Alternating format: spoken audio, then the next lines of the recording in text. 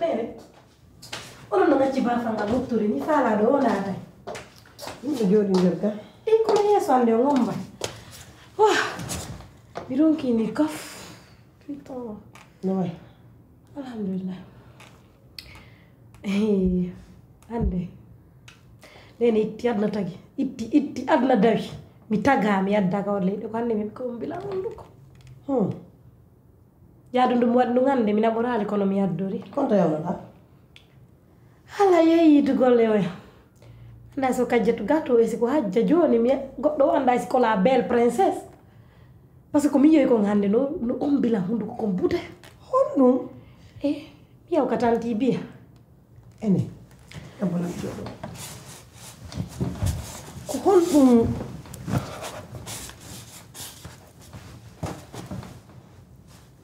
kono feti ma ha tawta hande a yayi ton kon namuma ton Kon nabilan ton mi yaw yidu golle hajja. Yo kajjatu gato. Nene jakkana ko mi accuno ko na ɗum woni ɗon sike a innay neɗɗo ngo transforma himo jooɗi portini sike mi wata andide honno mi yiiri hande hajji himo portini himo jooɗi sike a innay princesse e nder royaume tagaɗo no sansira noon so yino ɗi wonnolan haalande ɗin so yi ko waɗi lan kon jokku hondu an ɗum mi woltal ɗon koye mi jokku hondu makko ɗum par ce que mi heɓu ko waɗi lan buɗe ta artuɗo ta waɗum ni mo waɗi ñikki himo wowla himo manto kono mi woɗali mo mire ɗon mi arti kami joɗɗo miɗo jooɗi yoori ngal a waɗlano sanse ene o muso kon non sa defuma naɓugol ton ko yiɗa kono fanɗi mi ñalle momi manque ko yiɗa kono fanɗi a yonka jatu gato mo yiɗa ɗon kono min ko min ka jatu gato bonoto e mum nene o andala ngani hande mi fankanimo kono simi jaabike mo pet ko ɓurma moƴƴande wota jaabo mo nani yekkiro gandala na ko woni hanki na ɗo woni hande andi ko ɓenta ko goɗɗo wayltowa dooño awa kajjatu gato wayli ko tigiri ko siko le 5 yonni ɗo e yoɓal ɗo luwas ko on tuma andata ko homboni kajjatu gato ma ko homboni hajji kirajja no waylangade landolal luwas on neɗɗo burure a fiyo sansi ɗo ni de mo 15 ans tawi ka fulawa on go wata sansude aduna kono mi yiiday awa bono mi haalnama ay ka wonɗen ɗo ni ko kanko woni fiiɗe galle ɗo ko kanko woni fiiɗe galle ɗo galle on ɗe ka wonɗen ɗo ka kanko woni fiiɗo jam mbiya no ƴetti jawdi makko ni fopp jonni mo on fija nene hakkunde ngalla mi fija sa yimo fi yeeso ko ya jogo mo koyɗen taw mi haalnima de ɓay min on si Allah jaɓi miɗo gerde mi ndaara kanko e Karim no ɓe wondira jawdi jam mbiya ndin fopp ko kajjatu jogii ko sabu jawdi ndi wonɗo mo ndaaride jonnon Karim onon haani o gandata valeur Karim nene ko fiyondu waan ɗon ni Karim no yiɗi mo himo yiɗi Karim o famille no enen vala o famille fiyo famille men ɗo mi annda on no wawde anga famali hiɗe wawa waylulle kulli hakkude yalla hande a yiya yoɗano change couleur janggo nenejo janggo ko miñan on janggo ko jajajo mi yiyatoma wonde wotere anga famali woni a yiɗi jawdi ko ndi woni saabi ka aduna ɗo sa ala ndi ko a fus ka wonda ɗo ko so yoɓi luwasi wala ɗen ɗo ko mbuɗɗingoy woni fiiɗo o min ono ɓay Allah wallila kare min no yiɗimo miɗo jokkude ɗon miɗo jokkude ɓay jam mbiya min koye jungo an o ƴettimo mi ɗaɓɓay jawdi maya e mon ko an gandi sa ɗaɓɓay de ɗaɓɓu kisa min on ɗo ko kare moni fi am mi fop kanko woni gite hande burure ɗo hiɗo wayinde kadi ko fayintin fi mbuuɗi no mokkay kadi mokke ka habonomi haalnama kaden suuɗo mi anda o konɗum habonomi a yeehi habonomi haalnama ko sille 5 yonni ɗo e yoɓaali ko on tuma andata kon boni kajjatu gato so yoɓaali kam naɗo jokkude kajjatu gato fi joddi suudu nene o geray to gono e kadi awa he ndaram ɗo sille 5 yon ɗo sa yoɓaali a yalte min haaji min Karim ɗo mi jokka e Karim ha ñande kanko woni gite an ɗen jawdi an ɗin ko kanko ɗin jawdi bonni tala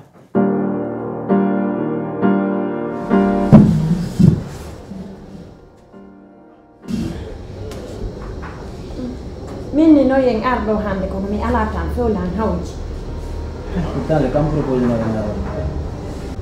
afama ko min ni ko mi ari do ko na hawji andi ko no meno dirmaro nyande mi explica ni ma histoire ano kono mi gayni taw ko han seedani mi wola nana acci nande ko wona ko wolede fofiya min hajjat ko mi fattude indi ko mi fattude hande noon ala mo hande ko ɗum wona wolede ala kadi mo anda ene a jombay fattude nan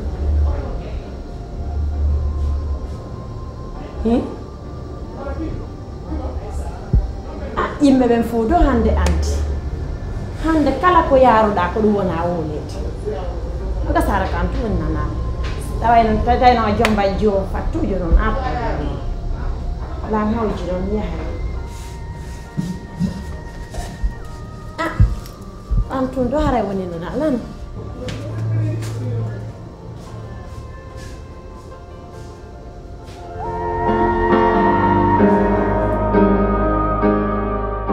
Bari ono Ay sawa bari.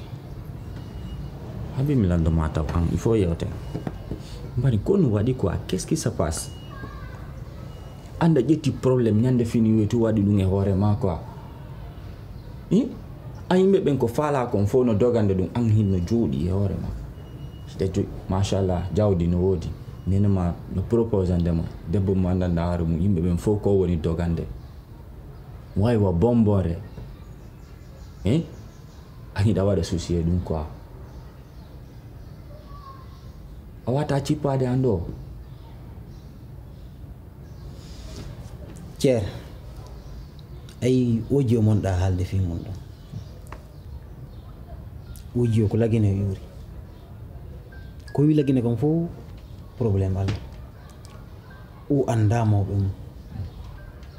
Te an hida andi histoire ngo feƴƴi ko. Mi explicantama no hande kay dandi fu. An hakkille maɗen jonnali hay fusi e ɗum ɗon E molle ko gotum.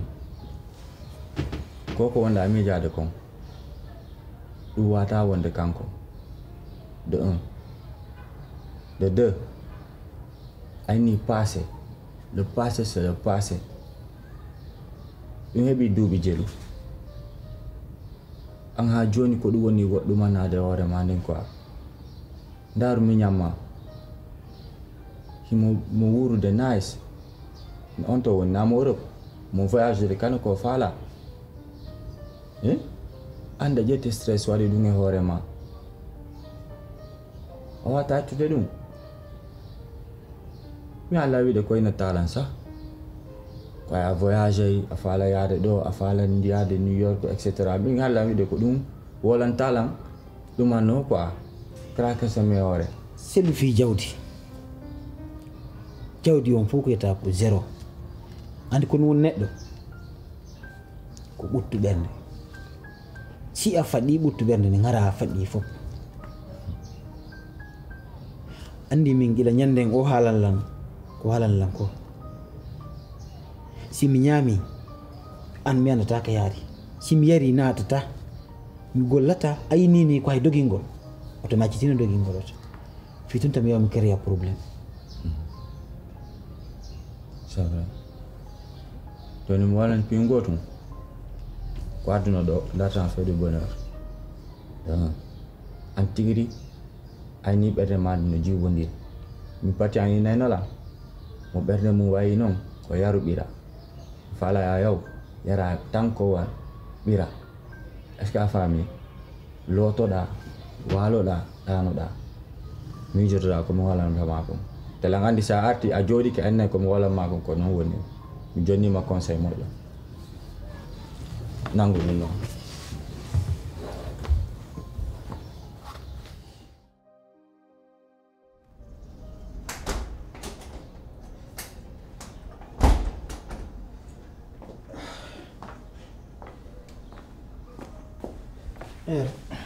La boss. Non, ouais, ça va. Je le sais. Ram kam newi. Non, non, même pas. Ala ala on bi sedda ko no dum golde. Ene su. Fal malanda de fiya jaw mo den kaso. Ida andi hajja ko honto hajja ibi. Hajja hajja yer ko wondu den do ko. Landi mo yer dum don. Hajja landi ko mo aji kujo la bende o weli wondude miral mo do problème fusta. Andi do stay woni ko fi ko tanti bi hala mako ari wad fer jombam ko jiwo moƴƴo wondu wondude Wona dum dum ida andi dum dum fu. Ida andi ko hondo woni mawbe hajja. Obi est-ce no alanta ko tanti bi ya Sai mi acci be ton mi ari mi landi ke man. Mi wodi ko mi humpa e hajja ko mo bitaki hajja. Mi si mi ari en fala ya.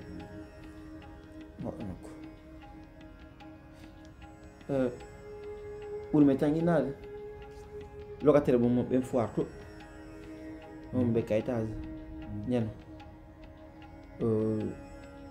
suka maɓɓe inteɗo karimo copain makko on ɗon are ɗo souvent no lando wondeji wonna ka jeetu hajjam ɗum ware ɗo souvent ara mo lando fima ko ka wiɗa hajja no mari copain jo wiyeteɗo Karim. wona ko sikkuɗa on comme hara ko keleyagol ɗum weldijo makko dal on are ɗo souvent no lando fima ɓume tan ade kon ɗon on ɗo hino andi mo fon min on noon her komi andi mo kon ko yer ko wonɗen ɗo ko nan noon kay ko guine o yi Enen mi lando kono wawitami wallude mi nata e contacté mon Karim ɗum. ene est ce que a yiɗi tan noon e tan tv ya tan tv ya hino andi ɗum ɗon sa yiide maɓɓe koɓe wallite kono hiidita e contact ɗum ɗon fof ka Non, ɓeɗon ko ɗum mi woodi komi humpa e hajja komi humpitaki ha joni joni komi faala anduɗo hajja tigi tigi tigi explique ala fi makko na probléme contact makko ɓa noon ono hino holni non wona probléme jonnugama contact makko non par on probléme ay fusi ala en feƴƴi en tout cas min komi nenema so tawino a jaaɓi jarano hay ɗayna waɗay ɗon ay enquête ji ɗuma ni ɗi quoi ji on ala probléme no weeli wondude tout heeɓi mara heeɓi aji o kendejo quoi non ce n'est rien de grave. ok bam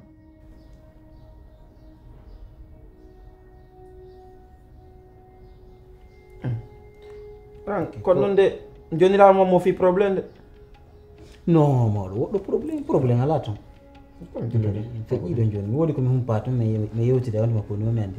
d'accord kono noon ɗum lawa yawde oui c'est pas grave wa yari joni.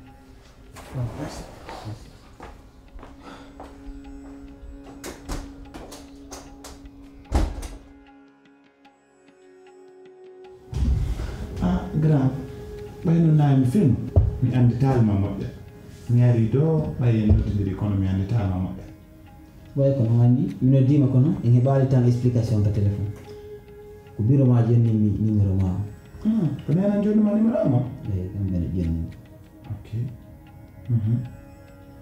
komi noddirma wona guere wona sonko fi landagol ma fi hajja ko noddirma kono mi andi ka homboto ko min woni ɓiɗɗo tantimo biyaw min ɓiɗɗo maɓɓe on ka woni ɓiɗɗo tanti biyam eyi ko min ok mi ari kono noddirɗala miɗo hawji mi noddiralma fi guere noddiralma fi bureau komi nodduma mi faala landade ma fi hajja ko hombo woni hajja. merci ko ɗon mi habbino ɗayna na fi guere na fi sonko noddirɗalan ko fi guere fi sonko noddirɗalan kono mi halanta noon piyo gotum min ko nena wawɗon trompude ɓay nena kadi ka mbuuɗi koɓe ɓe iwtira e ɓaawo so mbuuɗi ko yeeso ɓe iwtira e ɓaawo min noon o watalan sodde c'est vrai que ɗamari mbuuɗi kakal mon min looji kono naa ɗum signifie ko onon jeeyi men ɓay meɗen looji kam o est ce que ɗa faamude d' abord miɗo falno e ñiidu fonde guite nayyi onon ko honno waawi ɗon ƴettude ɓiɗɗo goɗɗo terrorisme mo ennera ko onon heɓi mo bureau ma no ƴetti hajja ɓe heɓamo hannde ɓe heɓamo janngo ɓe faamikini kamɓe heɓi mo goɗɗo susta wolde ɗum fof yo waaloɗa ɓe faala ƴettude mo kadi jombanamamo obligatoire hajja hiɗama o faala kama ko wiyeɗa ko waylaɗa o faala kama ɗum ɗon fof ɓe forsude mo noon joni fiya jombu mo soko ko ɗoni aduna so a jombay goɗɗo a habbota ron tigi no hiɗo maɗa hiɗi oti ɓaala mariage ko sacré et puis c'est pour l'éternité kono ɗum daji ɗum forsude ɓiɗɗo goɗɗo min noon kaka mayata ɗon mi hirsata kaka teƴata ɗon ko ɗon mi hirsata min naa ko sikkuɗa ko mi faala ya yeetolan ko honɗum noddirɗa lan arana fi haalugol fi hajja est ce que en famodiri voilà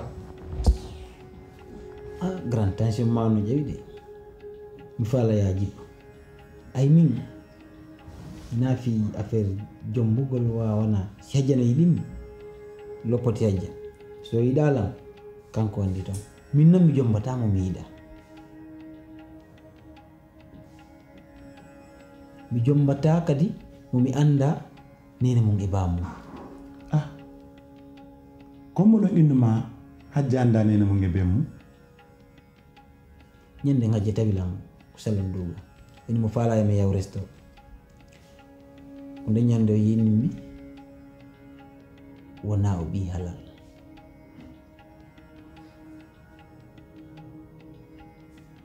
ko hajja tigi yinnuma ɗum ko hajja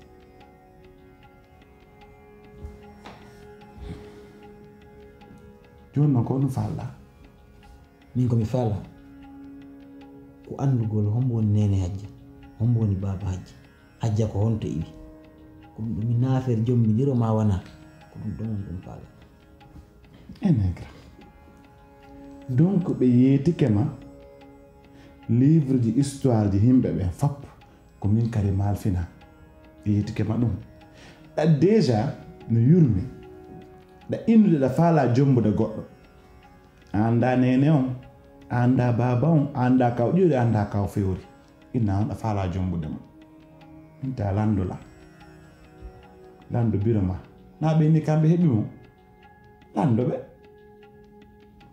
min hina ɗum minodirma komi heeɓi ko haalanammi hajja ko onon fijidi pay kon yagal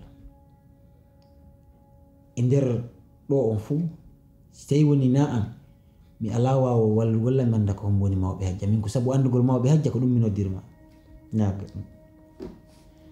ene ko honɗum faalaɗa ko honɗum faalanoɗala ko honɗum faalɗa tigi tigi tigi ko honɗum faalɗa ko ɗum mi faala yeetona komi faala kon tigi min mi jombatamo mi anda mawɓe mum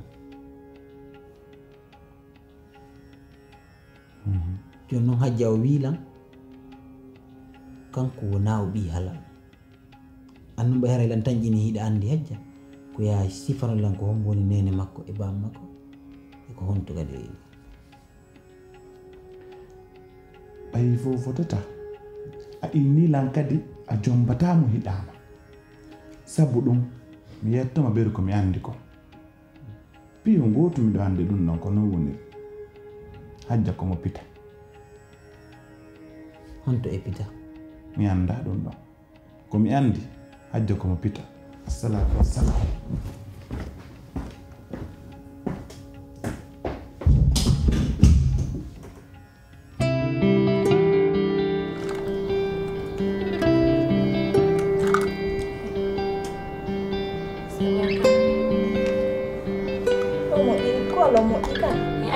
Kalau masak kayak itu, hari sini. Kalau bala ba maka nasi aja.